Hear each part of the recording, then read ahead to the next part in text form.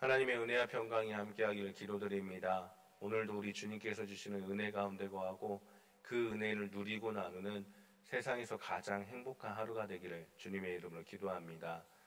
계속해서 사무엘상을 우리가 함께 말씀을 나누고 있습니다. 사울이란 인물에 대해서 말씀을 나누고 또 다윗이란 인물을 앞으로도 계속 살펴보고자 합니다. 오늘 본문은 사울과 다윗이라는 두 명의 사람이 나옵니다. 그리고 그 둘에 대해서 비교하여 서술하고 있습니다. 하나님께서 사울을 버리고 다윗을 선택하신 후에 골리앗과의 결투를 통해서 다윗의 이름이 온 천하에 알려지기 시작합니다. 그 후에 사울은 다윗을 여러 전쟁터로 보냈고 다윗은 사울이 보내는 곳마다 가서 승리를 하게 됩니다. 다윗이 블레셋 사람을 전쟁에서 죽이는 돌아올 때에 많은 이들이 다윗과 사울 왕을 환영을 합니다. 그래서 많은 사람들은 이렇게 소리칩니다. 사울이 죽인 자는 천천히요, 다윗은 만만히로다. 다윗만을 환영하는 것이 아니라 왕인 사울까지 환영하는 곳인데도 불구하고 사람들은 사울보다 다윗을 더 높이는 그러한 노래를 부르고 있습니다. 이 노래 소리를 듣고 사울은 불쾌하여 심히 노하였다라고 그렇게 성경은 기록하고 있습니다. 불쾌하다라는 것은 우리가 생각하는 기분 나쁘다라는 그런 뜻도 있지만 또 다른 뜻은 눈에 근심하다, 몹시 걱정되다라는 뜻을 가지고 있습니다. 백성들이 왕인 자신보다 다윗을 찬양하는 것이 사울의 눈에는 걱정과 근심거리였고 그로 인해서 노하였다라고 합니다. 노하다라는 것은 분노가 치밀어 오른 상태를 뜻합니다. 사울은 그 이후로 다윗을 시기하였고 두려워하였습니다. 그래서 그는 다윗을 천부장으로 삼아 자기 곁에서 떠나게 그렇게 지시하였습니다. 반면에 다윗에 대해서 18장에서 성경은 두 단어를 사용해서 표현을 하고 있습니다. 다윗이 어떠한 일을 하든지 지혜롭게 행하였다라는 것과 하나님이 여호와께서 함께 하신다라고 두 단어로 다윗에 대해서 표현을 하고 있습니다. 14절 말씀 우리 다시 한번 읽어보겠습니다. 14절 함께 읽겠습니다.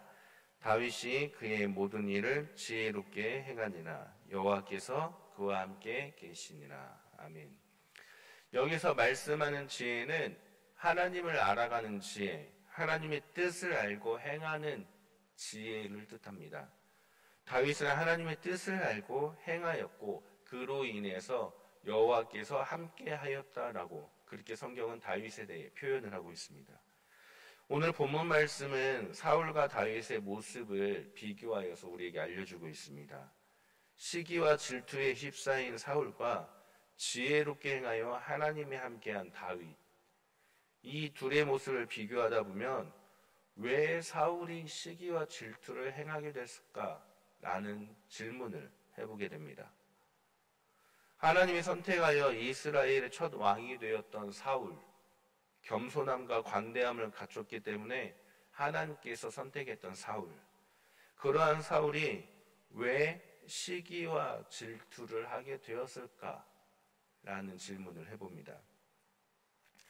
사울이 시기와 질투로 가득하게 된 이유에 대해서 저는 두 가지를 생각해 봤습니다. 그 첫째 이유는 바로 하나님이 떠났기 때문입니다. 하나님이 사울을 선택했을 때 사울에게 겸손함이 있었다라고 지난주 새벽 말씀을 통해서 우리가 살펴보았습니다. 하나님의 마음의 중심에 있으면 우리는 겸손하게 됩니다. 왜냐하면 하나님보다 그 어떤 것이 마음에 가득할 수가 없게 되고 하나님보다 그 어떤 것을 더 우선적으로 높일 수가 없기 때문입니다. 다윗은 하나님이 중심에 있었기 때문에 하나님보다 더 높은 것이 없어서 하나님 뜻에 따르는 지혜로운 행위를 하게 된 것입니다. 하나님의 뜻을 알았기 때문에 하나님보다 더 중요한 것을 그의 마음에 둘 수가 없었던 것입니다. 그러나 사울은 하나님이 마음에서 떠났기 때문에 하나님보다 다른 것들이 우선이 되었습니다. 자기 자신을 나타내는 교만이 가득했고 결국 하나님의 뜻을 알지 않고 자신의 뜻대로 행했기 때문에 그는 하나님 뜻대로 행하는 다윗을 시기하고 질투할 수밖에 없었던 것입니다. 그렇기 때문에 우리가 사울처럼 시기와 질투로 가득 찬 것이 아니라 다윗처럼 지혜롭게 행하기 위해서는 우리 마음의 중심에 하나님으로만 가득 차야만 되는 것입니다.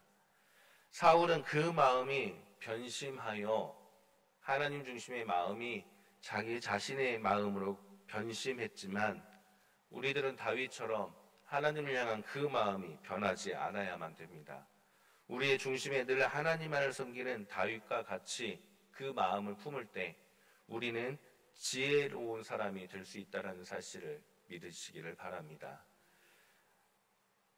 사울이 시기와 질투로 가득하게 된 두 번째 이유는 다윗을 주목하여 보았기 때문입니다. 우리 9절 말씀을 다시 읽어보도록 하겠습니다. 9절 함께 읽겠습니다.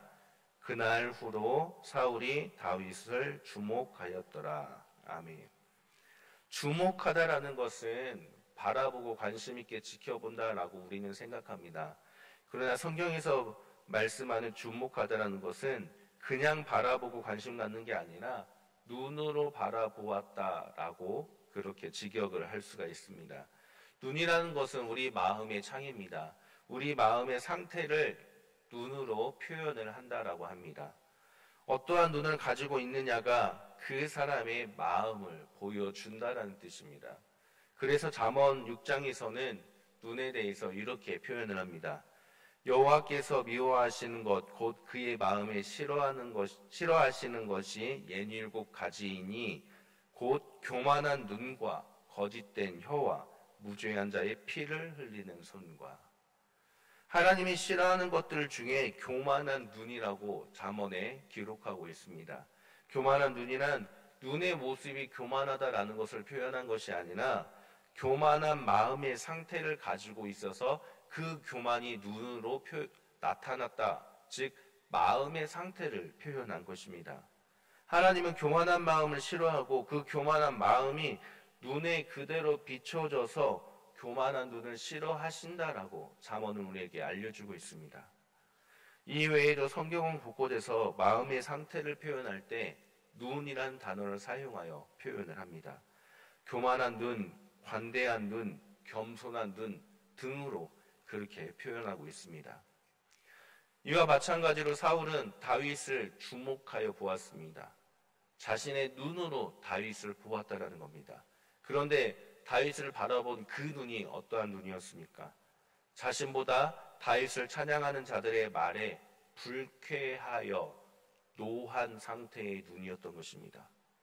불쾌하여 분노하고 있는 그 마음의 상태로 다윗을 주목하여 봤다라는 뜻입니다. 우리는 이러한 마음을 시기하다, 질투하다라고 표현할 수가 있습니다. 즉 사울은 시기와 질투의 마음을 가지고 있었기 때문에 그 눈으로 다윗을 바라보기 때문입니다. 시기와 질투의 마음, 그 눈으로 바라본 다윗은 하나님의 함께해서 지혜로움을 행했던 사람이 아니라 자신의 나라와 자신의 것을 빼앗으려는 사람으로밖에 보이지 않았던 것입니다. 시기와 질투의 마음으로 바라본 사울의 그 세상은 모든 것들이 다 시기와 질투의 대상이었던 것입니다. 반면에 다윗은 그 마음에 하나님이 함께 계시니 하나님의 뜻으로 세상을 바라보게 되어 하나님의 뜻을 이루어가는 지혜로운 행동을 하게 된 것입니다. 이렇듯 우리 마음에 무엇이 있느냐라는 것은 그 중심으로 이 세상을 어떻게 바라보게 되느냐라는 것을 뜻한다는 걸 성경은 우리에게 말씀하고 있습니다. 사랑하는 성도님들, 지금 내 마음에는 무엇으로 가득 차 있습니까? 내가 원하는 무언가로 가득 차 있습니까? 우리 마음에 가득 차 있는 것, 우리는 그것으로 세상을 바라보게 되는 것입니다. 그렇기 때문에 우리 마음에 다른 그 어떤 것보다 오직 하나님으로 가득 차시기를 주님의 이름으로 기도합니다. 내 안에 하나님이 가득하여서 하나님의 뜻으로 세상을 바라본다면 우리는 사울처럼 시기와 질투가 아닌 하나님 뜻대로 사랑하며 섬기는 대상으로 이 모든 세상을 바라볼 수밖에 없습니다. 이웃들을, 가난하고 소외된 사람들을, 우리의 사랑과 섬김이 필요한 그 사람들을 바라보게 되고 그들에게 주님의 사랑과 섬김을 전할 수밖에 없습니다.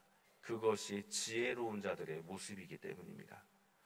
더 나아가 우리는 원수를 사랑하라 하신 주님의 말씀처럼 그 말씀이 우리 안에 있기 때문에 이 세상을 바라볼 때 나를 싫어하는 사람들까지, 내가 싫어하는 사람들까지도 사랑의 대상으로 바라봐야만 하는 것입니다. 사랑하는 성도님들, 시기와 질투가 아닌 내 안에 가득 차 있는 내 중심에 계신 하나님, 오직 그 하나님으로 이 세상을 바라보며 오직 그 하나님의 뜻을 행함으로써 다윗처럼 지혜롭게 행하여 여호와께서 함께 하시는 믿음의 사람들이 되시기를 주님의 이름을 간절히 축원합니다. 함께 기도합니다. 하나님 감사드립니다. 오늘도 말씀을 통해 우리들의 삶을 깨닫게 됨에 감사드립니다.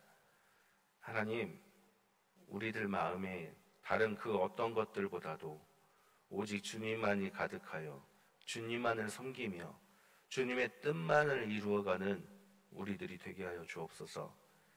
또한 하나님, 우리가 이 세상을 바라볼 때 나의 눈으로 바라보는 것이 아니라 주님의 뜻으로 세상을 바라보고 하나님이 창조한 이 세상을 품고 가는 우리들이 될 수 있도록 주님 오늘 하루도 우리의 삶을 이끌어 주옵소서.